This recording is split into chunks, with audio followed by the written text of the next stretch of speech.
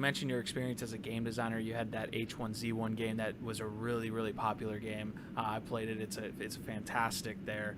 The Web3 advisor piece as well, where you were working with R Fox. So you have this experience clearly, like in transitioning to the Web3 space, of course, too.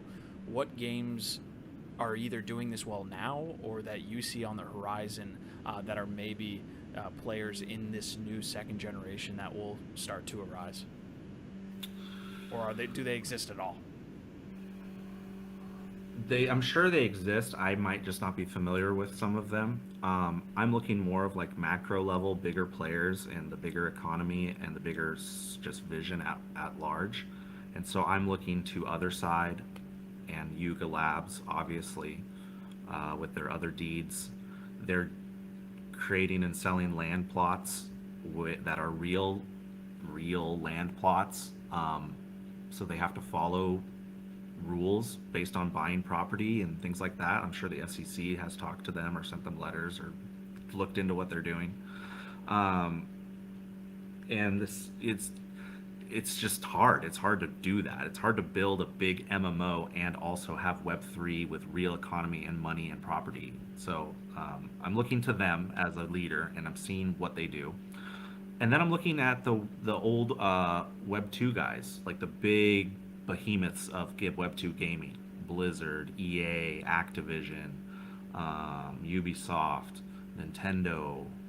Like they're gonna make a move eventually. And I had a mentor at one of my old jobs who was a VP of EA, and he was kind of smug about it, but he kind of said, we don't have to do anything right now. We can just let the little guys figure it out. And then once one of the little guys figures it out, then we can just buy the little guy or we can just make it ourselves. And so that's, a little bit of how the sausage is made with these big companies. That's what they do. They don't take risks. They don't need to take risks. They make a Call of Duty every year and make $1 billion. They make a Grand Theft Auto every 3-4 years and make $5 billion, right? So they don't need to take risk. They just sit back, wait for the indie devs to figure it all out, and then buy them or do it themselves. So for this other side land piece in the gameplay, we are getting some kind of leak or like beta gameplay, I think, in mid-July.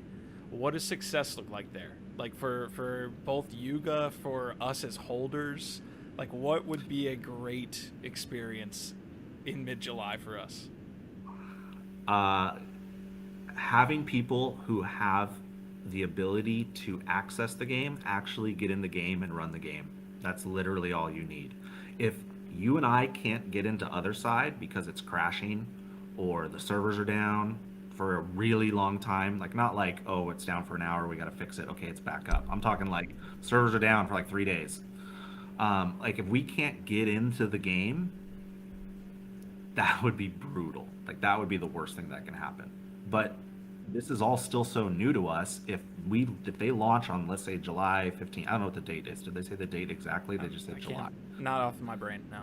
Yeah. So let's just say July 15th. If we log in July 15th and there's only, you know, I don't know how many unique apes there are, but there's 10,000 apes and 20,000 mutants, but not 30,000 unique holders. But let's just say if the 20,000 people that get invited can't get in, that's bad.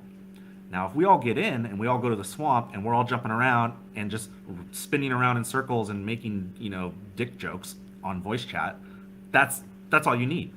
Like that would like go viral and everybody would like freak out.